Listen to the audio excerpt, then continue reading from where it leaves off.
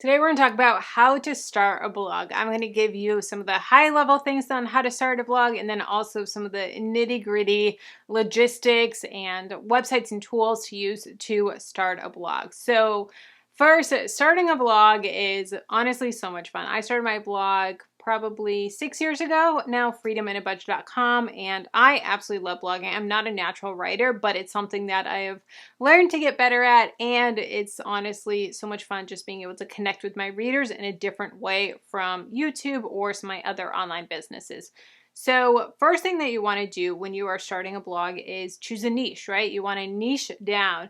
Now, I know that oftentimes when we want to start a blog, we want to talk about this topic and all these different topics. We have so many different passions, but I really recommend picking one category, one passion, one niche that you want to talk about and start there. Really hone in on that. And then over the years, as you get bigger, you can kind of branch out a little bit, but especially in the beginning, you really want to hone in on that topic. What are you an expert in? What have you changed in your life? Maybe you had a transformation. Maybe you became a mom. Maybe you lost a bunch of weight. Maybe you started an online business. Maybe you started and became a virtual assistant. You want to start blogging about it. A lot of times people's niches and blogs and topics are them 2 to 3 years ago or them in the past, something that they've learned along the way, and they have this target client and this topic that they're really passionate about and are able to help people on that journey because they've gone on that journey themselves.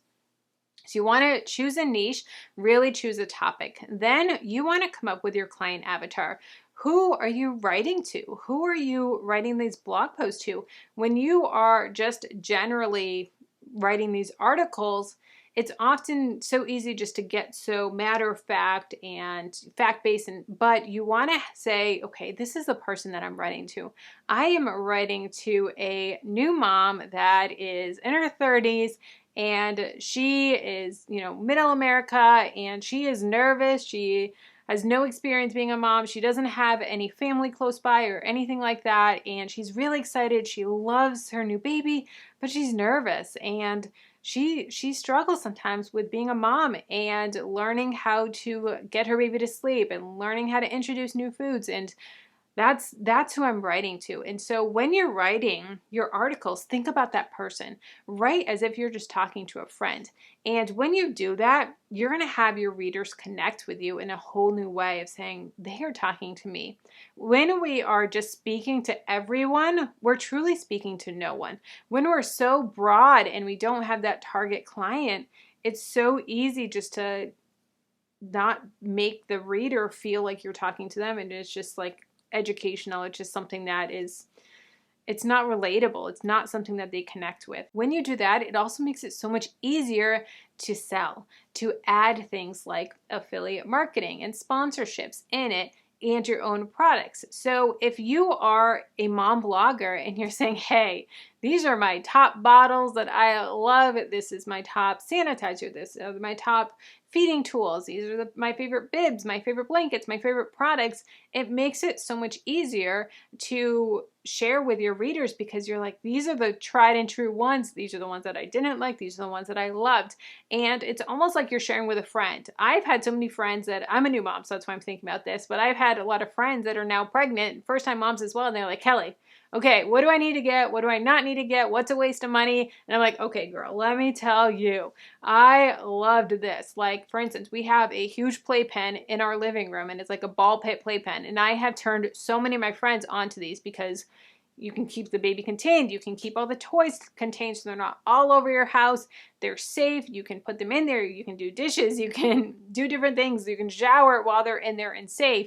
And it's been a game changer. So I'm able to genuinely share that with these people, just like a friend, and you can do that with your readers. It's not going to feel scammy. It's not going to feel sleazy or like you're just trying to push product. But with affiliate marketing, it's truly your favorite products. It's truly something that you would buy yourself or you have bought yourself. You want to be really careful with affiliate marketing not to put things that you're just trying to get that sale. It's going to come across to your readers. You want to be genuine and authentic. With affiliate marketing, you also want to make sure you have the proper disclosures.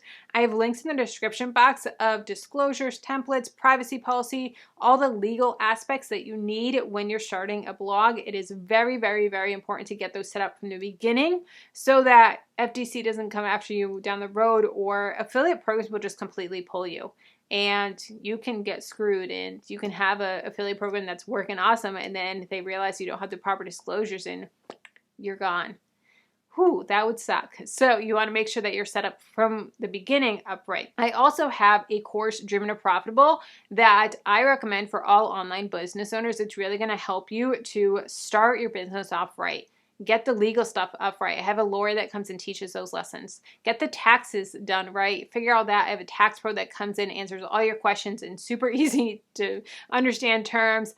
Goal setting, how to prioritize what content to create, all the behind the scenes of running a business. I have that all in my course, Driven to Profitable. So I have a link down below in the description.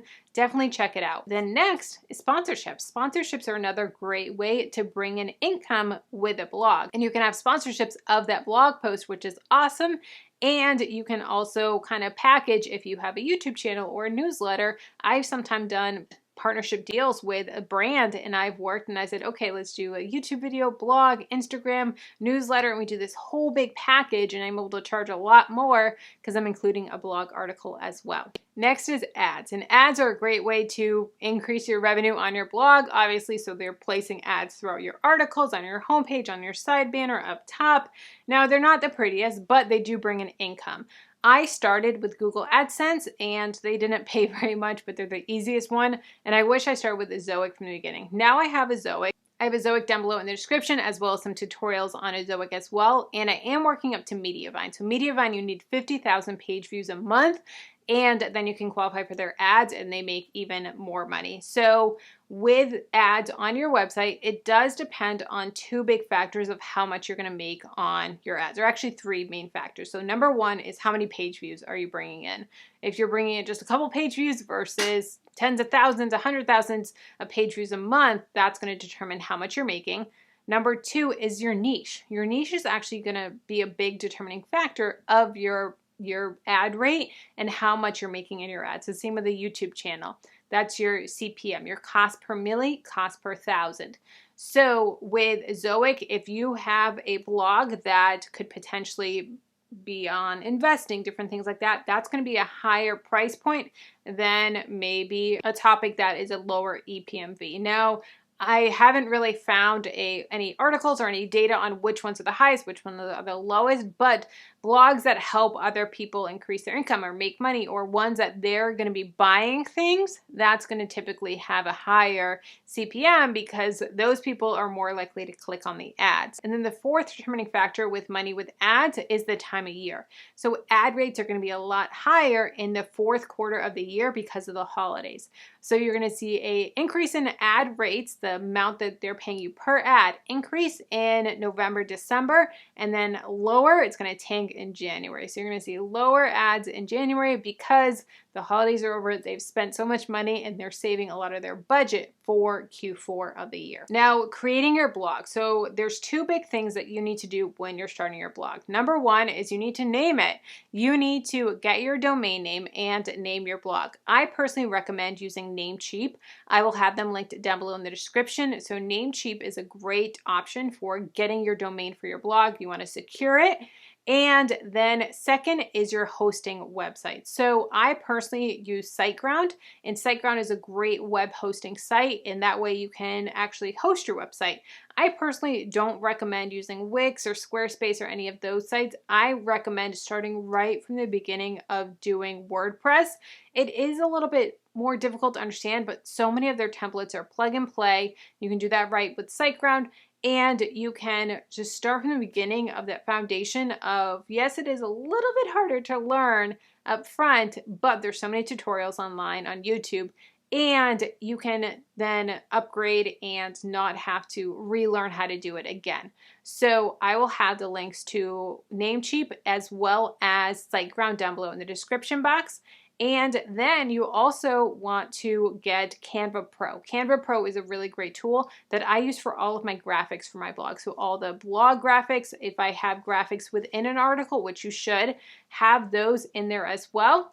And that's going to help to really get your name out there in search with those photos.